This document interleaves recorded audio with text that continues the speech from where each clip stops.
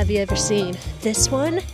Whoa, surprise! I made Thrift Gremlin hoodies. They're live at KathleenIllustrated.co right now. Designed by me with a very cool vintage athletics inspired and quilting inspired Thrift Gremlin graphic, and printed locally here in Columbus, Ohio on secondhand blanks that we saved from going to the landfill. They're cozy, they're sporty, there's no pocket if that's important to you, so go check it out if you're interested. Also, the size range is not as broad as I would want it to be. Thank you for understanding. As we deal with the variables that come with sourcing secondhand blanks, my next launch will have more sizing, and I promise you that. Hope you enjoy the hoodies and also the video. Thank you. Let's go. Hi people, I'm gonna be in a photo shoot in 2 days, which is awesome and really crazy cool. I'm really excited, a little bit nervous. So I thought, what would make me feel more comfortable and confident than wearing a really cool outfit? So I'm gonna make a completely new outfit for this photo shoot. Did I mention it's in 2 days? Luckily, this is totally possible because I, as you very well may know, have been collecting blank items of clothing to then paint on, scribble on, applique on, sew on, ruin for a long time. I've got a whole closet full of them. So today we're gonna pick an outfit, put it together, and then do this to it and cross every single finger that we have access to in the hopes that everything goes as planned. So I already pulled a bunch of stuff, some contenders from the wardrobe. Isn't that fun? Including these tights that I painted ribbons all over. This vintage white dress that we could absolutely decimate with ink, or little white skirt and plain button-up Oxford. Since this outfit is going to be photographed, I'm much more concerned with like silhouette and less really about details. One, because the details are going to be covered up with ink. And two, I want it to be a nice composition when put into a photograph, which is why I'm really leaning towards this A-line skirt, because I think it will have some nice movement. You know, let's try them on, see how they're feeling. Oh, by the way, hi, I'm Kathleen if you're new here, and we like to explore creativity and self-expression through sustainable style, art, painting on clothing. Welcome.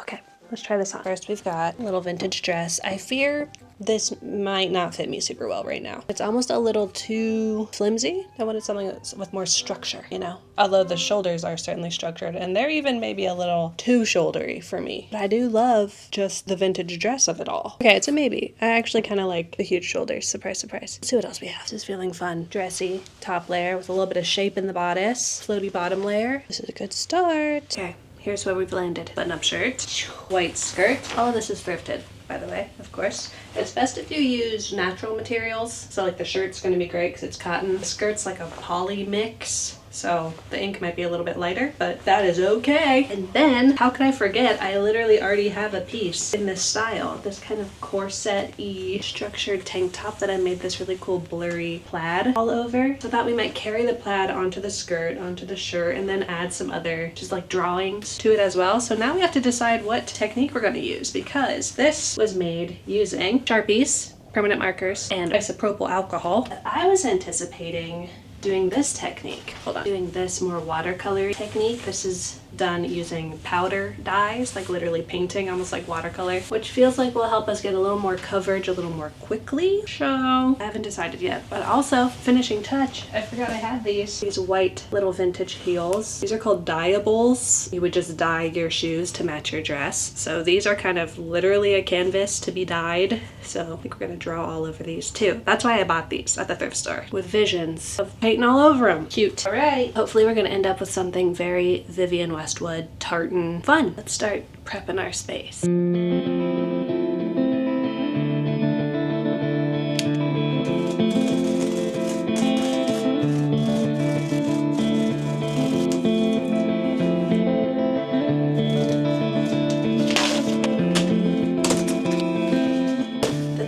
Very wet mediums, like liquid paint, that they tend to bleed through specifically white fabrics. So this will save us from that because our skirt fits right over it. Now we have a little protective layer in between. If you do this yourself, be careful of using cardboard that has ink on it, like writing, because it probably will rub off on your fabric. So this side has ink, but this side does not, and we'll just use this side. Man, it's been a while since we've made something together. I'm so excited. However, if you remember last time we did the spring painted outfit, the first step is you do have to soak your clothing for like 20 minutes in a special solution. So let's do that. I'll tell you about the inks I'm using. They're basically like tie-dye ink that comes in powder form. They're called Procyon acid dyes, I think. They're toxic. You've been warned. Okay, let's get these soaking and we'll take a little break while they do their thing. I'm not gonna make you watch this shirt soak for 20 minutes, but I am gonna take you back to this morning for a quick little get ready with me segment. Good morning. Ready for another day of whatever we're doing? I am. I'm ready to get some creative juices out. But before we do that, we should get ready for the day. I don't know if anyone else is experiencing this. I'm sure you are. My skin has been so scraggly raggly recently. I think it's a combination of the winter, cold, dry air, constant heat, blasting, and maybe, I don't know, being in a car for a total of 35-ish hours over the last couple weeks. That might suck all of the life out of my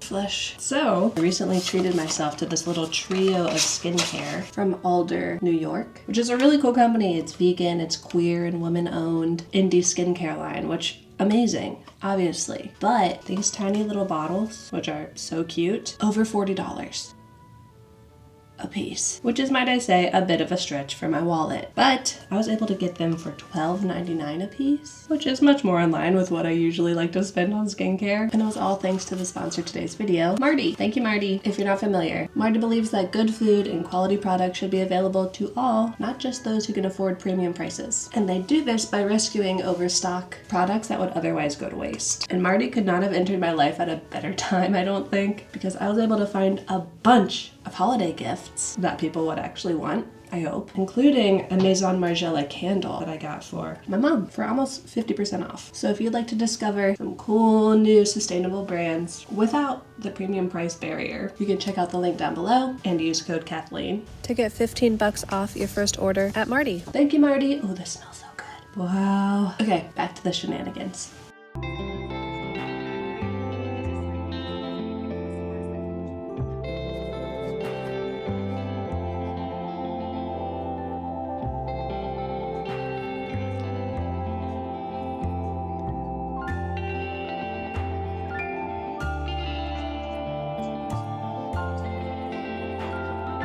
I feel like that's enough color, probably. Let's get started.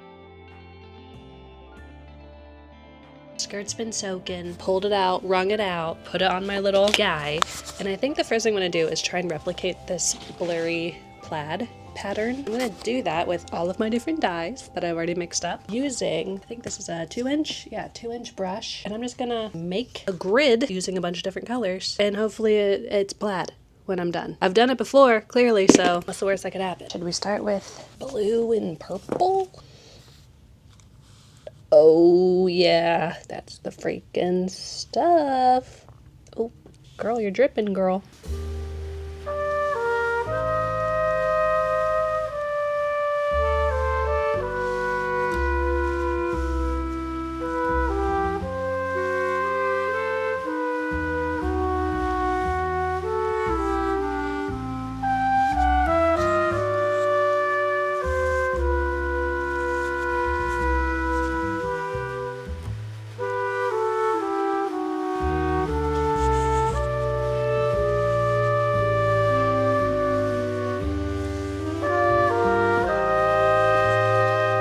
As you can see, we've got the buildings of a plaid, of a tartan happening. I'm gonna try and finish it with a new technique I've never used, because a lot of these patterns have, do you see that really thin line through them, like the pinstriping? That's a really bad way to show you, huh? Like the green line here. I'm gonna try and do that with like a needle tip applicator. I purposefully used really faint ink in here. It's pretty watered down, just in case I totally mess it up.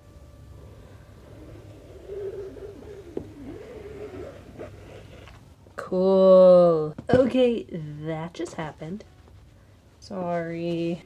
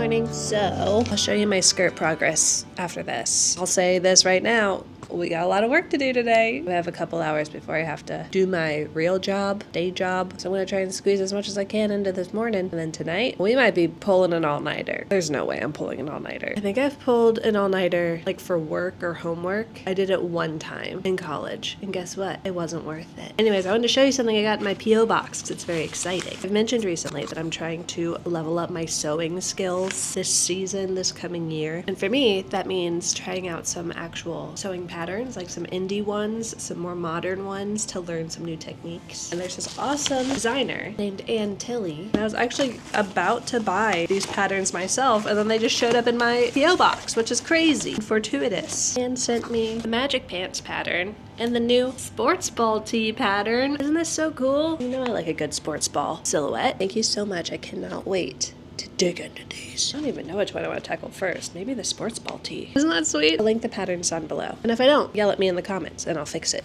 I'll make it right. So freaking cool and sweet. Okay, enough procrastination, no matter how heartwarming. Let's go slap some ink around. Feared what happened did happen, where the inks that were initially very bright, very vibrant, did fade. I guess technically didn't react well with the fabric since it's not completely natural. It might even be 100% poly, actually, which I still think is okay. I don't mind the more pastel look. I actually think it's kind of cool. We've got almost like a whisper of a tartan slash harlequin check happening in a very abstract manner around the edges. I'm gonna finish this last white area. We'll try it on and then we'll kind of see where we want to add some pops of color, maybe clean up the patterns a bit so they're more obvious. Okay, I don't know where I went. I think I was thinking about Lexi Newly Nova. She just released like a reading wrap up and I was thinking about all the cool books she talked about. Okay, enough thinking about Lexi for now.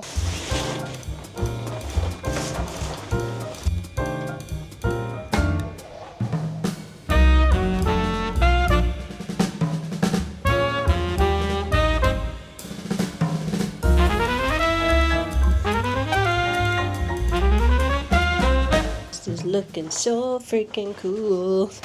We getting the picture yet? Okay, while this little green patch dries completely, let's start working on the shirt and then we'll come back to this.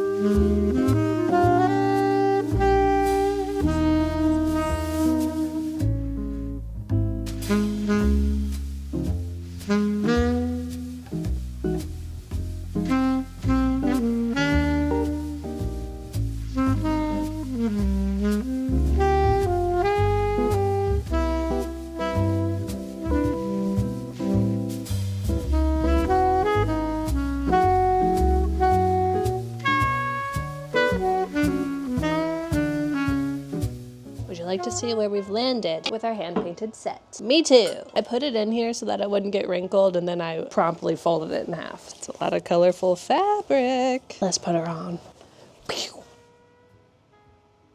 Incredible. And it's extra amazing because I didn't even mean to make the patterns match up as well as they did, with the green harlequin check over here and the kind of orange and red and purple over here. And this is why we don't think too hard about creative decisions and we just follow our dark, sinister passenger in our head, because usually that's when cool stuff happens. Initially, I wanted to go crazy color block all over everything, but decided to go a little more subtle on the sleeves. I don't know if you can tell, but there's like a creamy ecru stripe, almost like banker sleeves, which I think is very cool. Has a bit of a gradient too. We've got a little more red on the back to orange to more yellow. This is so cool. What's the back look like? Almost like a faux flannel back panel. And I got pretty watercolor down on the skirt. It provides a little bit of like tonality, like it's not 100% saturation, concentration all over the entire outfit. And the best part, I think my favorite part actually, where are they? Shoes, guys. This blurry tartan. Have you seen anything more Vivienne Westwood coated? And a little candy stripe on the heel. I love these. I went for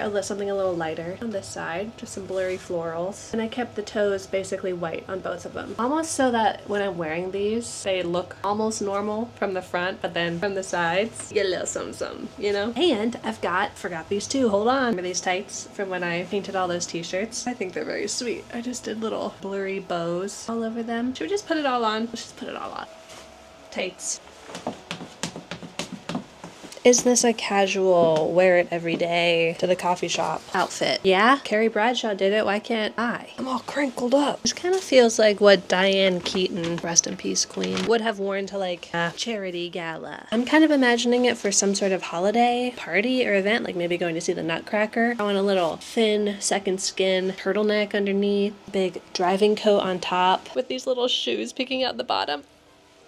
Calm thyself. And also, the beautiful thing about making a two-piece set is that you can break it apart and make it a plethora of outfits. Just use the shirt, just use the skirt, button the shirt to another shirt to make a skirt, wear the skirt as a dress, wear the skirt as a dress, wear the skirt as a dress. Maybe not for me, but probably for someone else. Actually, kind of slaps. Pretty. Even just swapping out any boring long sleeve shirt outfit, like with a sweater vest, with this. Instant fun, instant personality, instant I love your shirt. Where'd you get it? I made it. I made it. Photo shoot's tomorrow, but for today, I want to take it for a bit of a test drive and try it styled a couple different ways. First, do we add an equally artsy tie? Fun. Wait, it looks like it goes together. That's amazing. Or do we put a giant sweater on top and just have the skirt poking out the bottom? Choices, choices. I think we put on big pants. Who could have seen that coming? Baby. Hi. You look cool. He said I look cool. It's been a while since we did an outfit in the hallway. You remember when I used to do that all the time? I'm still in the phase where I'm like, I just started a YouTube channel and it's been about 4 years. Wow. If I go outside, these are the shoes I'll wear. But I won't be doing that. Sorry. I feel like a rascally little impish guy when I wear this. I like want to play some pranks. Okay. It's photo shoot day. I'm nervous. I just don't really have experience doing this, surprisingly. So to make it all better, we're gonna get some cookies and bring them with us.